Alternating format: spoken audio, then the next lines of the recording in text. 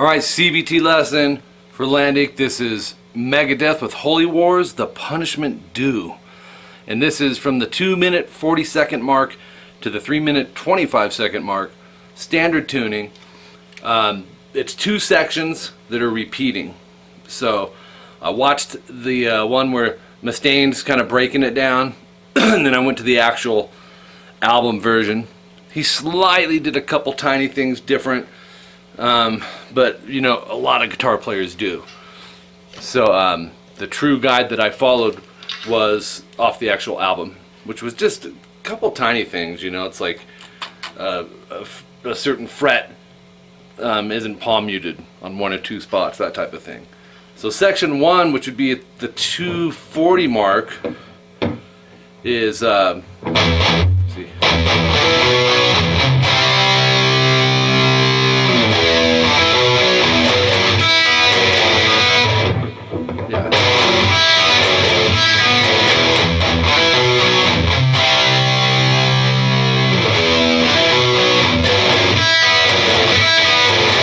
That's the first one. It leads in to the second one, which is almost the same thing, but it's building, which Megadeth does a lot. At 255, you end up with this part.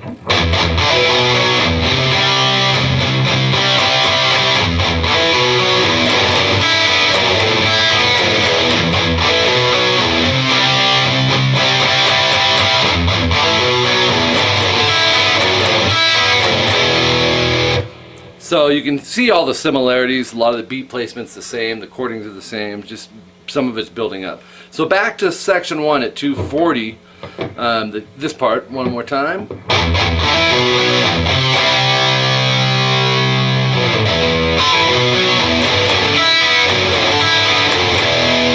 Let's break that down. We're palm muting the open E, string 6, 2 times. You're going to want to have your index finger. Now I did watch Dave Mustaine, so I was curious as to what fingers he was using. It's a little tricky. It's going to take some getting used to. He's doing some shifting with the tip of the finger, particularly on this first part. Such a catchy, creative riff, man. Dave Mustaine has got a very creative mind. Awesome dude. So we got this. 2 palm mutes on the open E, and then open D hammer on to the 2nd fret on the D string. But right after that, you want to knuckle shift up to 2A. Now rather than just lift it and then reapply, that stuff takes time. It can make it choppy instead of flowing. So you want to go. So speaking of subgroups, which I speak of all the time, that's 1 right there. Just those 3 notes. Okay? So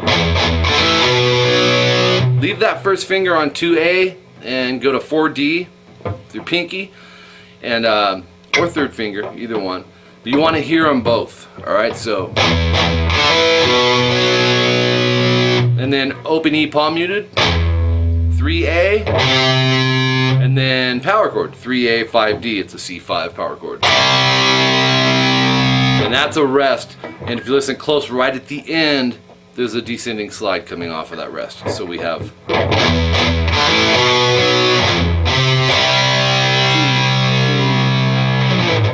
And then open E, let it ring. And then start it over for the first 4 notes. The open D, hammer to the 2. 2A, 4D. And then it changes. So let's play it up to that point.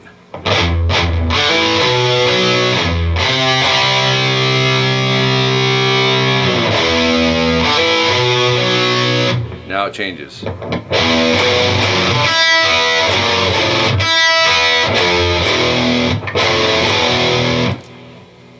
know, some death metal bands will use these chords. I noticed Mustaine, this is one of the things he does. He's creative, so he's thinking of, rather than just going,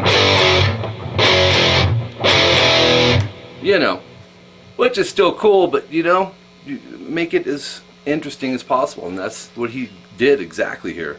So we're gonna go as if you were going to play a G major. Middle finger 3E, first finger 2A. Okay, so you know, you think of power chords, you know, if you have this and this, that's a G5, you know, the root and the 5th. Suppose you could call this a G3. a good name for a tour right there, G3. Someone needs to grab that up.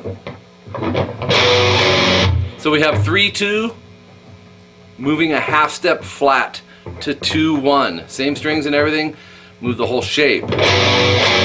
Don't slide it, so you gotta go.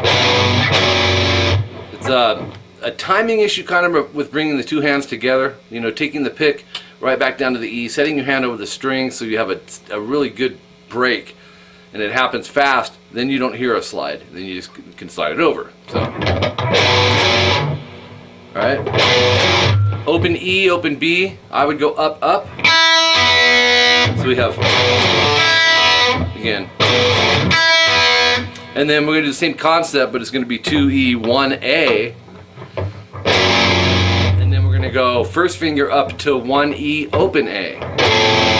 Now it's tricky. If you want to keep it as the 2-string chord, Mustaine does pretty much consistently through the whole part. There are some times where it sounds more dominant, like the E and the A kind of was cutting through. But you know, try to keep it as the 2. So you have, I mean, I'm not throwing in the opens right now, but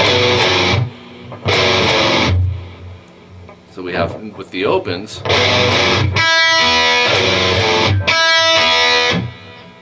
So open E, B follows those. And then right back to this open E, or no, first fret E and open A. Then we have a power chord at E5, which is open E, second fret A. So you want to go. Do that with your first finger, don't go. It's going to throw you off for the riff when it repeats. If you did the chord outline on the ending, you'd have. Right?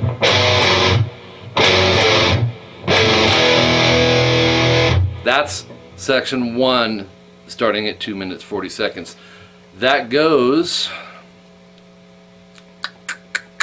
2 times of all that.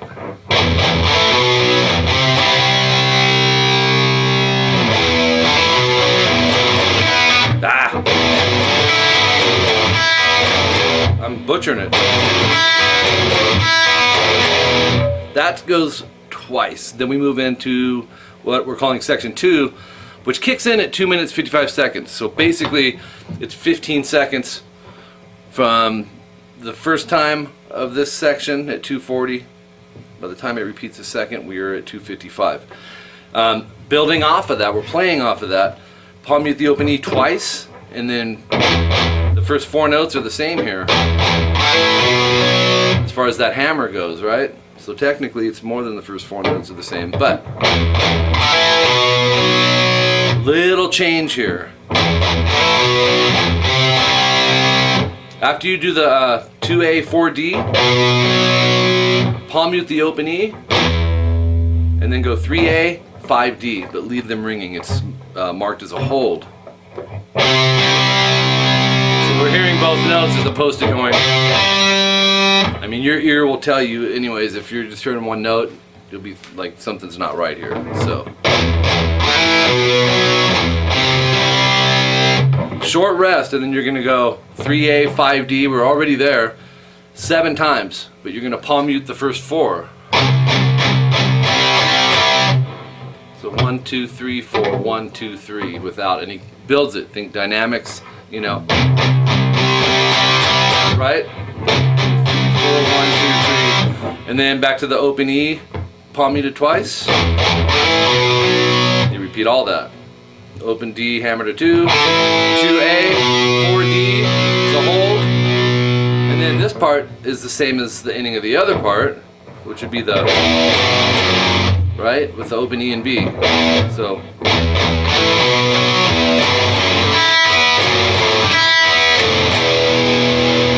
that whole part goes 4 times. Okay, so the end of the 4th time, you're gonna go,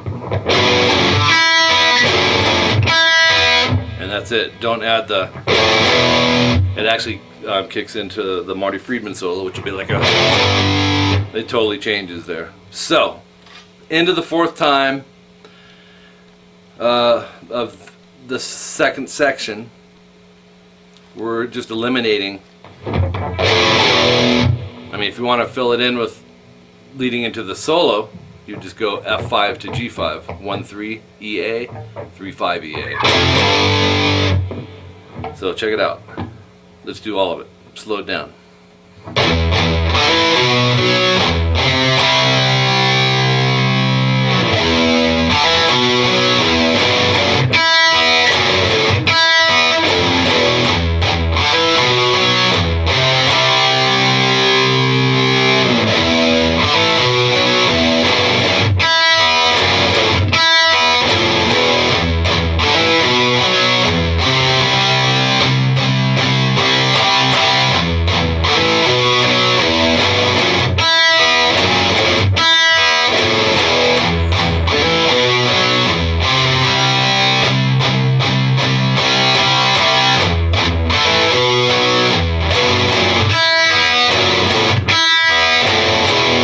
Okay, I did 2 of each section there.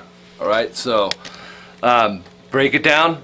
The drill basically is to subgroup it, use the rewind, but take them, man. The subgroup could be 3 little parts, and that can make all the difference. When you're trying to fine tune something, the little things do matter. You know, you walk in a Guitar Center on any given day, you'll hear people jamming songs, and how many times are they just wrong, you know? The person trying to show off and like, hey, check me out, and then you can just tell they haven't applied the time to make their tuning or their playing go up a notch, to show that they've put the time in to get the little things. So do that with this, and I think you'll get the results